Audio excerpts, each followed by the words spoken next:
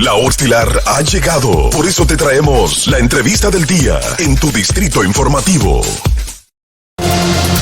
Así es, señores. Qué bueno que continúan con nosotros cuando son las 8:41 de la mañana en Distrito Informativo. Vamos a recibir al doctor Wilson Gómez Ramírez, presidente del Instituto Duartiano. ¿Cómo está? Qué placer tenerlo aquí. Qué bueno volverlo a ver. Muchas gracias, un honor estar aquí con ustedes en el espacio. Y en nombre de la Directiva Nacional del Instituto Duartiano, agradecemos que nos permitan ponernos en contacto con el público, que es mucho que sigue este espacio. Señor Wilson, bienvenido. Justamente Gracias. ayer, en el aniversario 159 de la Gesta Restauradora Dominicana, ustedes como instituto solicitaron que se deje sin efecto los decretos que introdujeron las cenizas de Pedro Santana al panteón. ¿Cuál ha sido la respuesta? Sabemos que en varias ocasiones ya han hecho esta aclamación y no ha habido ningún tipo de reacción. Ahora mismo, ¿qué será diferente para ustedes? Bueno, ciertamente nosotros en ocasión de comparecer al Panteón de la Patria o Panteón Nacional, donde están allí las cenizas, y en algunos casos no las cenizas, hay cenotafios, hay tarjas de tumbas vacías a la espera de que en algún momento aparezcan los restos de hombres y mujeres de heroicidad que han contribuido con la libertad, con la independencia, con la autodeterminación del pueblo dominicano. Pues cuando vamos allí, pues tenemos que ver de frente precisamente la bóveda donde están los restos, las cenizas de Pedro Santana. Cuando eso ocurre, naturalmente, nosotros no podemos ingresar a ese templo sagrado de la patria sin reaccionar frente a la presencia de esta figura allí, que en principio fue contactado por Duarte, sobre todo su hermano Ramón Santana, que era gemelo con él, para que se incorporara al esfuerzo trinitario. Pero más que nada con Ramón Santana, que sí tenía un sentimiento noble, desprendimiento, que lo evidenció, se desprendió de cosas para la lucha patriótica trinitaria. Y es Ramón Santana que sugiere que incorporen a su hermano, porque el mismo Ramón entendía que era un hombre de mayor nivel de determinación en el ámbito militar. Y efectivamente así fue que se incorporó Pedro Santana. Lamentablemente, Ramón Santana murió en un momento estelar donde él podía incidir para conducir a Pedro Santana, porque se decía que Ramón influía mucho en él y hasta lo asesoraba. Hizo falta eso. Y este hombre cometió errores, bueno, digamos errores, pero acciones execrables, desde asesinar mujeres como María Trinidad Sánchez, a su hijo de crianza Andrés Sánchez, que era hermano de Francisco de Rosario Sánchez, hijo de crianza y sobrino, y a otras personas junto con ella, y la pasea por la ciudad. Y con ese sadismo inexplicable, va en horas de la tarde en caballo con su sombra a ver dónde cayó. Y eso hizo también compatriotas de la Restauración. O sea que para el instituto el que se tenga a Pedro Santana es como darle una exacto, es una afrenta, un reconocimiento, sí, a alguien que claro, no la... A él no le corresponden las glorias de ese mármol centenario que está ahí. ¿Dónde se podría entonces poner? ¿Dónde se podría destinar? Estaba en la iglesia, en la parroquia Santa Cruz del Ceibo. Ok. Llevarlo ahí donde estaba. Porque exhumarlo y llevarlo al Panteón de la Patria fue un error imperdonable, porque yo digo que se hizo para allanar el camino de otros que querían estar ahí. Ok. Y que por el hecho de que no hicieron gobiernos democráticos, abiertos, respetuosos de los derechos fundamentales y de los derechos del pueblo, pues tenían esa situación. Dijeron, bueno, si Santana está ahí, ¿por qué yo no? Por ejemplo. No. Entonces todo eso fue lo que de alguna manera incidió, aparte de que había gente del Ceibo que en esa zona, usted sabe que ahí se radicó Santana, aunque él era del suroeste, particularmente de los lados de Elías Piña.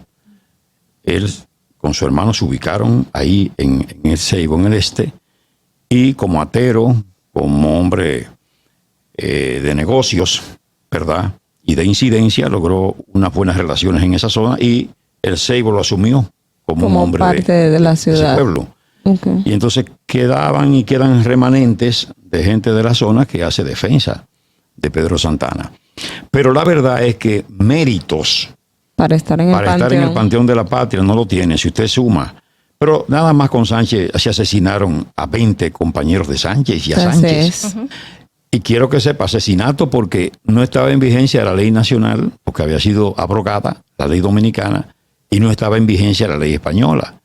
Por tanto, fue un asesinato vulgar. Es decir, si hay un hecho en la historia donde se le falta el debido proceso, fue precisamente ese hecho. Y otros hechos, Pero ahora, ¿qué implicaría? Porque esto debería ir al Congreso de la República para que se disponga que sus restos sean sacados del Panteón Nacional y por consiguiente implicará un trabajo, digamos, grande en términos de convencer a los legisladores, a los senadores y diputados y que llegue también al Ejecutivo para que se promulgue. Entonces, ¿qué va a hacer el Instituto Duartiano en ese sentido? Bueno, nosotros planteamos 2 vías.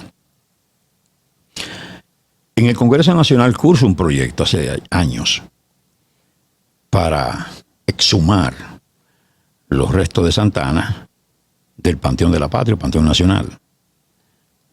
Eso, ustedes saben cómo son los proyectos en el Congreso, las vueltas y los giros que dan. Y como usted ha dicho, se dificulta el consenso. Muchísimo. Ni siquiera ese tipo de proyecto patriótico se le presta la atención debida, porque el proyecto de símbolo patrio para que saliera tomó 12 años. Bueno, y al Tribunal Constitucional no le prestan siquiera atención tampoco, o sea, es un tema. Entonces, pero sin embargo, nosotros planteamos que puede ser el Congreso, pero puede ser también un decreto del Poder Ejecutivo, porque un decreto deroga otro decreto. Es decir, la base jurídica por la que está, ¿verdad?, Santana en el Panteón de la Patria son 2 decretos presidenciales. Sí.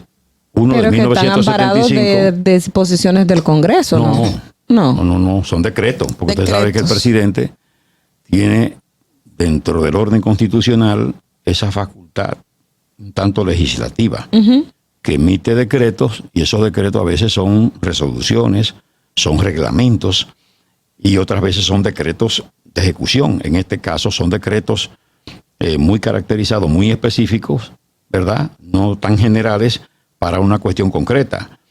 Si el presidente de la República quisiera, emite un decreto y deroga esos 2 decretos y se acabó. Pero ¿han tenido respuesta hasta ahora de este gobierno?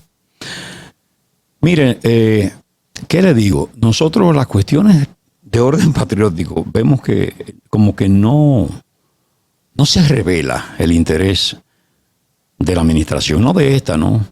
De todas. De casi todas las administraciones.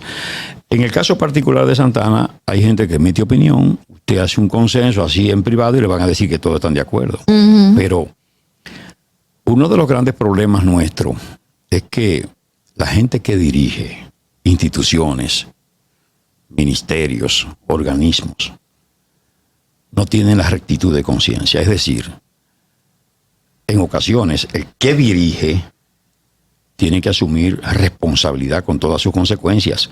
Usted no puede pretender ser un ministro o ser un director de un organismo importante sin entender que no lo puede aplaudir todo el mundo, que en ocasión de cumplimiento de su responsabilidad, con estricto sentido, ¿verdad?, del compromiso, se va a ganar amigos, pero va a ganar antagonistas, adversarios. Eso es sencillamente adoptar una posición, reunir su gente, los que entienden de la historia, los que quieren hacer una justificación. Yo creo que se justifica porque yo le voy a decir una cosa. Un hombre que asesina a la espada refulgente de las luchas, batallas y combates del sur de la República, como fue Antonio Duvergé, y lo asesina, y asesina a su hijo junto con él, que él se ve precisado de decirle, ejecuten primero a mi hijo para que él no vea a su padre en una situación tan enojosa. Y no solo lo condenan a ellos 2, sino también a uno que era menor de edad para que cuando cumpliera la mayoría de edad ejecutarlo, que por suerte cambió la situación política y eso no se consumó. Con ese sadismo, ¿entiende? Un enfermo. Asesinó a mucha gente. hasta el novio de Rosa Duarte, o sea, a todos, a la familia Duarte, antes del mes de asesinarla, la pasearon la pasearon por la ciudad, pasó el conde. Cuando pasa el conde, ella dice, Dios mío, cúmplase en mí tu voluntad y sálvese la república. Óigame. Y la ejecutan. A los pocos días antes del mes mandan una comunicación a doña Rosa Duarte. No solo a doña Rosa Duarte, a la madre de los Duarte. ¿Entiendes? A doña Manuela Díez. Diciendo, y le mandan un pasaporte colectivo diciéndole concretamente que esa familia, la familia Duarte Díez, se ha convertido en una fuente de perturbación para la paz social Dominicana. Y que en consecuencia tiene que abandonar la República a la mayor brevedad, una amenaza de un criminal. Una amenaza completa. Y esa familia salió despavorida del país. Esas cosas no nos las dicen en las escuelas.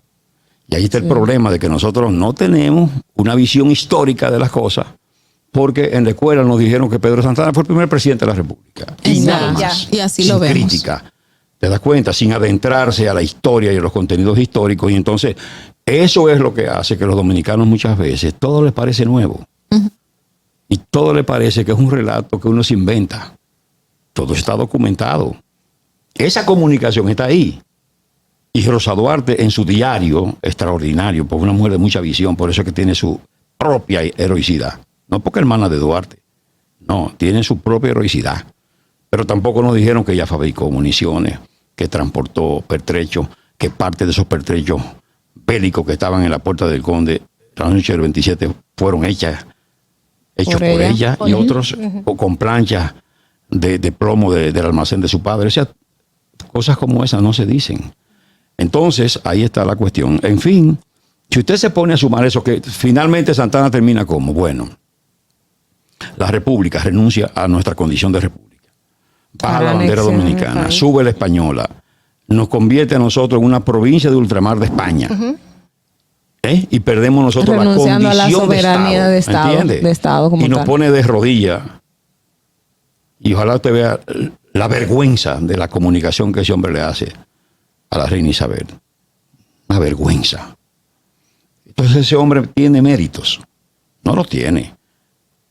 Pudo haberlo tenido, porque jugó papeles importantes en inicio de estas cosas. Pero es como dice el refrán, no es como usted comienza, sino como termina lo que hace. Y como discurre, porque no fue que terminó solo, sino que toda su vida, al poco tiempo, tan pronto surgió la Junta Central Gubernativa, después del 27 de febrero, se salió con la suya. De manera que, por eso es que Duarte, el 9 de junio de 1844, le da un golpe a la Junta. La destrona y pone a Sánchez en la presidencia. Porque estaban ya comprometiendo la República, ya le estaban cediendo la península y Bahía de Samaná a Francia de por vida, a cambio de ayuda económica y de ayuda militar. Eso podía ser, no podía ser. Todas esas desvergüenzas están ahí en la hoja de este hombre. Por tanto, no merece estar en el panteón de la patria. Bueno, señores, ahí está lamentando mucho porque podemos quedarnos el día entero hablando con Wilson Gómez. La verdad es que hablar con el doctor es aprender un poquito más de lo que tú debiste de aprender en el colegio, de lo que es en realidad tu país. Estuvo con nosotros el doctor Wilson Gómez Ramírez, presidente del Instituto Duartiano, a quien agradecemos su presencia. Esperamos que pronto venga a hablarnos sobre la marcha patriótica, porque me imagino que esto pues va a continuar. Claro, será un honor para nosotros. Distrito Informativo.